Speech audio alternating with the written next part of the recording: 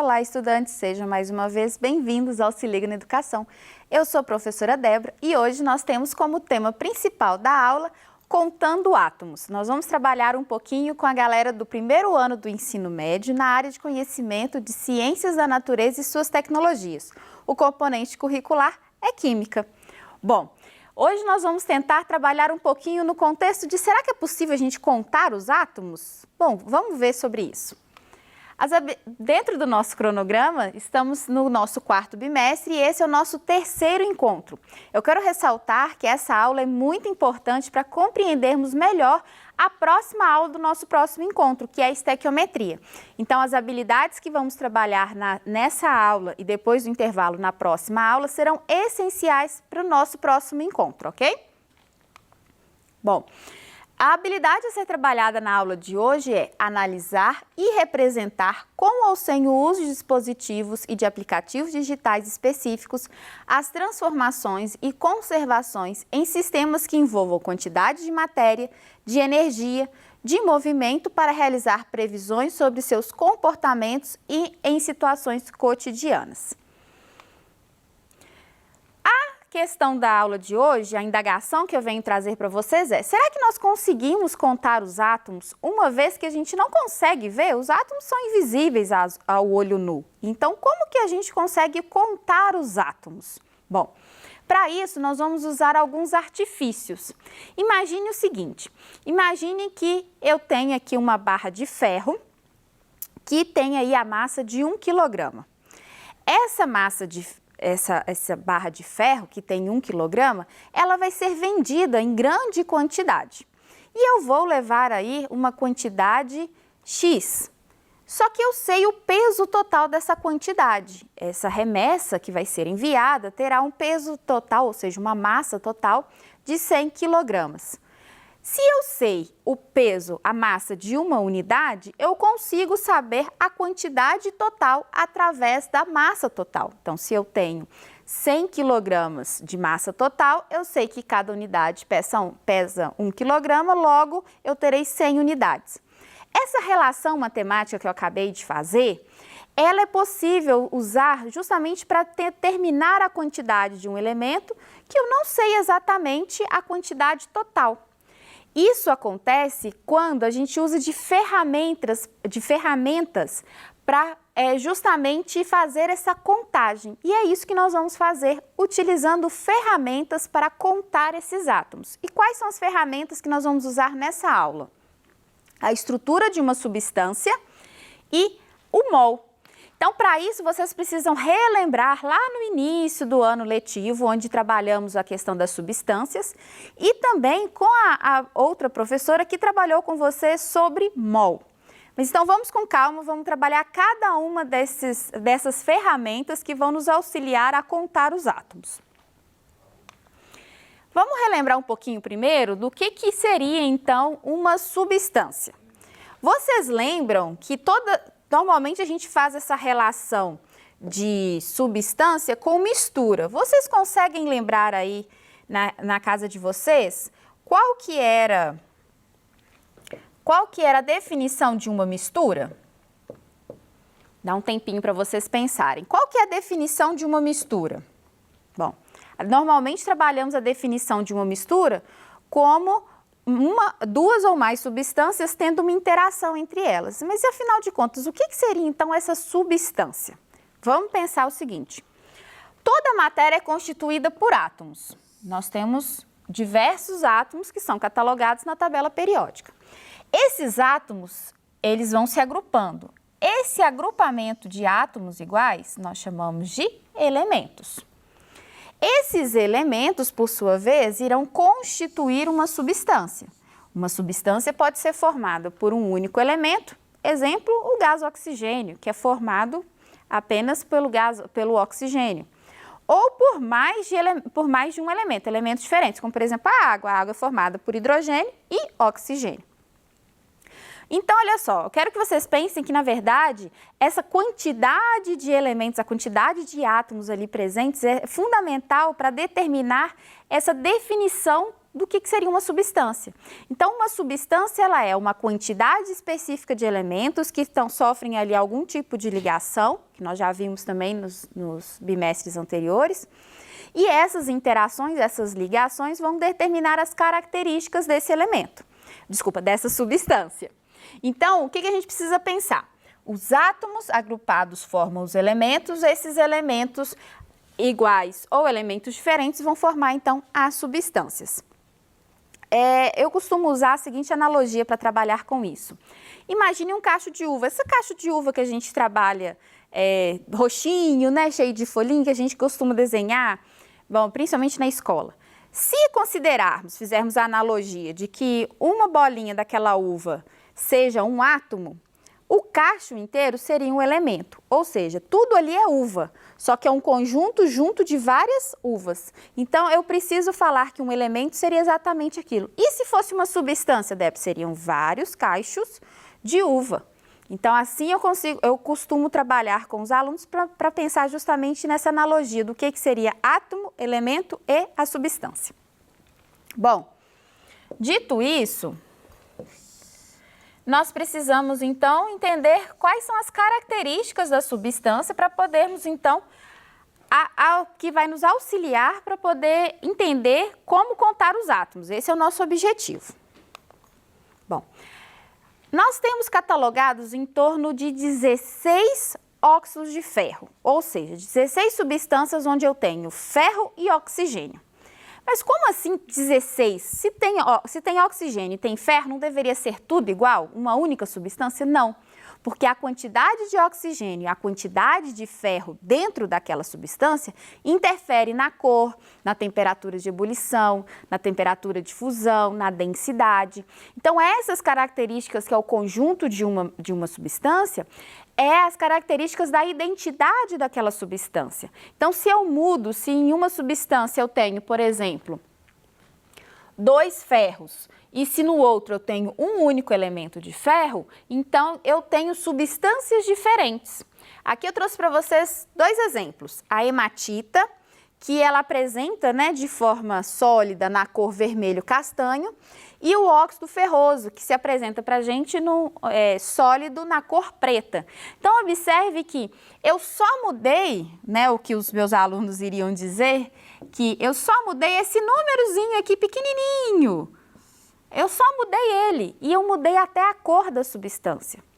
Parece bobo, parece uma coisa assim repetitiva, mas na verdade isso vai ser muito importante quando estivermos trabalhando estequiometria. Então, quando estivermos trabalhando estequiometria, nós vamos entender que nós não podemos alterar de forma nenhuma a atomicidade de uma substância. O que é a atomicidade? São justamente a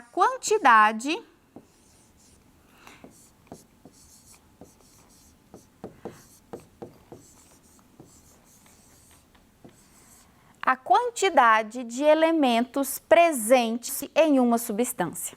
Então, quando eu tenho uma substância com 2 ferros, e 3 oxigênios, eu tenho a hematita. Agora, quando eu tenho um único elemento ferro e um único elemento oxigênio, eu tenho o óxido ferroso. Então, essa atomicidade é que vai determinar justamente a substância, ou seja, eu tenho 2 átomos de ferro ligados a 3 átomos de oxigênio. Eu tenho aqui embaixo um átomo de ferro ligado a um átomo de oxigênio.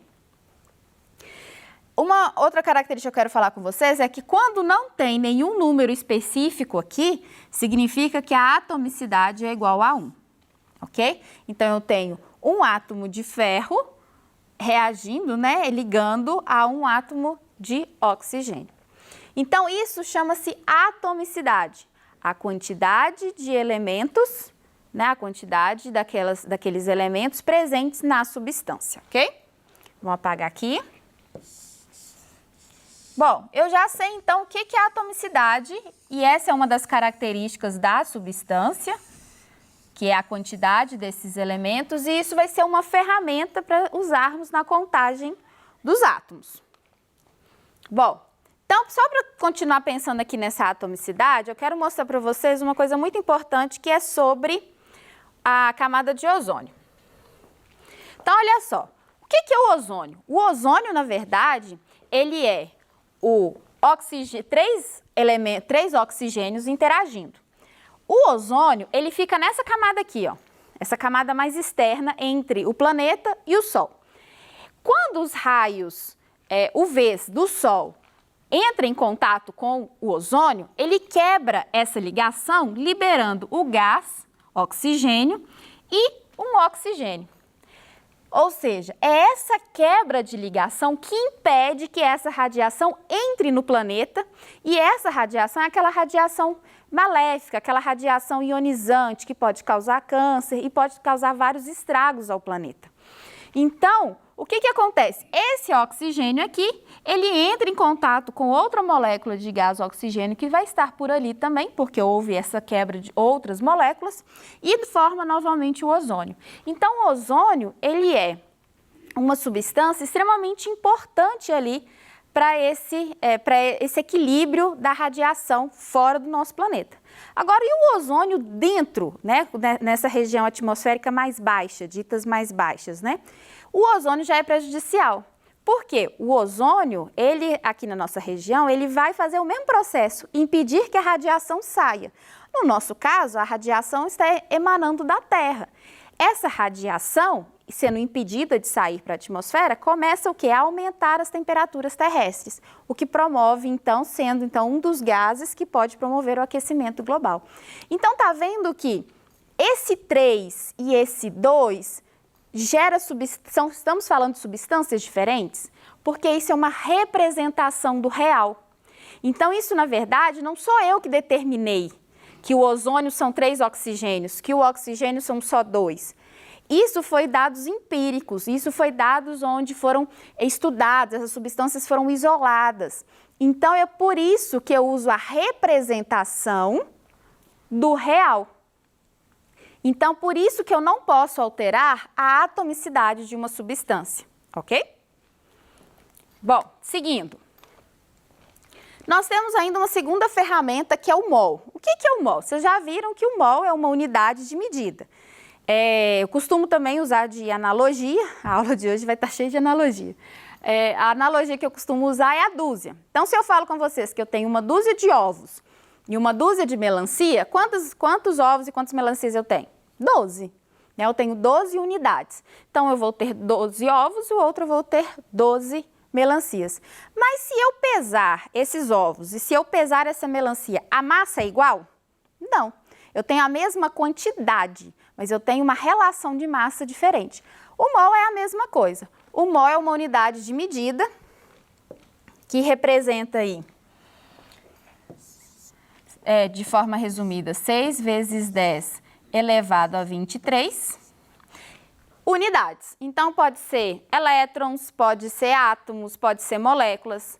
O mol representa essa quantidade. Mas eu também consigo fazer a relação de massa molar, que é quando eu tenho a relação de 1 mol de uma substância qualquer. Então, eu vejo qual que é a sua estrutura, exemplo, H2O. Então, H2O, eu sei que ela é formada por 2 hidrogênios e 1 oxigênio. Eu vou lá na tabela periódica e vejo qual que é os valores desses elementos, a massa atômica deles, e sei, então, a relação da massa molar. Nós vamos trabalhar isso mais para frente. E o volume molar, que é o volume que um gás ocupa, tendo 1 mol de um gás qualquer. Então, essas são as relações que o mol tem. Só que nós vamos trabalhar o mol hoje como uma relação matemática. Dentro da quantidade, a gente não quer contar os átomos? Então, já que nós vamos contar os átomos, vamos trabalhar isso então.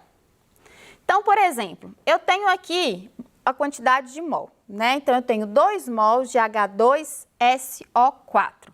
Essa substância é chamada de ácido sulfúrico. Bom, se eu tenho 2 mols, eu poderia considerar qualquer uma daquelas 3 representações que eu passei para vocês. Mas, na verdade, o que eu quero mostrar para vocês é o seguinte. Se eu tenho 2 mols de uma substância, é a mesma coisa de dizer que eu tenho 2 vezes essa substância, no caso H2SO4. Vamos para outra tela que eu quero fazer uns valores com vocês. Vamos lá. Então, se eu tenho aqui como se fosse 2 vezes esse valor, então é como se eu tivesse H2SO4 e H2SO4. Imagina que vocês têm uma atividade onde vocês precisam colocar a quantidade de cada um deles. No total, eu vou ter 2 hidrogênios aqui e 2 hidrogênios aqui. No total, eu vou ter 4 hidrogênios. E o enxofre? Bom, eu tenho um enxofre aqui, outro enxofre aqui. Então, eu vou ter 2 enxofres. E o oxigênio? Eu tenho 4 oxigênio aqui e aqui eu tenho 4. Então, no total, eu vou ter 8 oxigênios. Débora, para que isso é importante? Vocês vão observar que quando formos trabalhar estequiometria, esse tipo de conta aqui, esse tipo de contagem de átomos, né, que eu usei esse termo, vai ser extremamente importante. Uma outra forma de você repensar isso é o seguinte: esse valor estequiométrico aqui, ele vai multiplicar cada um desses elementos. Então, seria como se eu fizesse 2 vezes 2. Cadê o branquinho? Aqui. 2 vezes 2, depois 2 vezes o 1 e 2 vezes o 4. Bom, vamos tentar fazer uma outra atividade? Vamos pensar na água. 4 mols de H2O. Então, vamos lá. Mesmo exercício, nós precisamos fazer a contagem desses elementos. Então, vamos pensar como eu tinha falado. Se são 4 vezes a água, então eu vou ter 4 vezes o número de hidrogênio, 4 vezes o número de oxigênio da substância já estabelecida, no nosso caso, a água. 4 vezes 2, 8. Então, eu vou ter 8 hidrogênios no total. 4 vezes 1, professora, mas ali não tem 1. Bom, na verdade, toda vez que a gente não tem nenhuma atomicidade referenciada é porque é o 1. Então, na verdade, aqui eu teria 1 oxigênio, 4 vezes isso, eu vou ter, então, 4 oxigênios. Professora, tenho dificuldade de pensar dessa forma matematicamente. Como que eu posso fazer? Uma forma de você realizar essa mesma atividade seria você repetir a molécula o número de vezes estabelecido pelo mol. Então, olha só, se eu estou falando que eu tenho 4 mols, eu teria 4 vezes a molécula de água. Então, 2 vezes, 3 vezes, 4 vezes. Quantos hidrogênios eu tenho no total? Então, aqui eu tenho 2, 4, 6, 8. Opa! 8 hidrogênios, certinho. Ok? E os oxigênios? Eu vou ter 4 oxigênios. 4 oxigênios, certinho. Então, uma outra forma de você trabalhar essa contagem seria você repetir a molécula, a quantidade de mols que eu tenho referenciado a ela. Ok? E por último, vamos fazer esse óxido de ferro. Então, se eu falo que eu tenho 5 mols de FeO, quer dizer, então, que eu tenho 5 vezes esse elemento. Se eu tenho uma atomicidade só de cada um, o que eu vou ter? Eu vou ter 5 Fe e 5 oxigênios, ok? Bom, então, gente, na aula de hoje, o que nós conseguimos ver? As substâncias e a atomicidade, existe uma relação direta entre elas e é justamente essa relação que nos permite fazer essa contagem dos átomos. Nós também usamos o mol e a contagem de átomos como uma ferramenta justamente para facilitar, uma ferramenta matemática para essa contagem de átomos. Nós teremos ainda uma aula onde eu vou trabalhar essa contagem de átomos usando a ferramenta de mols e a atomicidade, agora no conceito dentro de uma reação química. Espero que vocês gostem, ok? Bom, e no mais, então, eu deixo aqui minhas referências E agradeço a participação de todos pela aula de hoje. Um grande abraço virtual e até a próxima!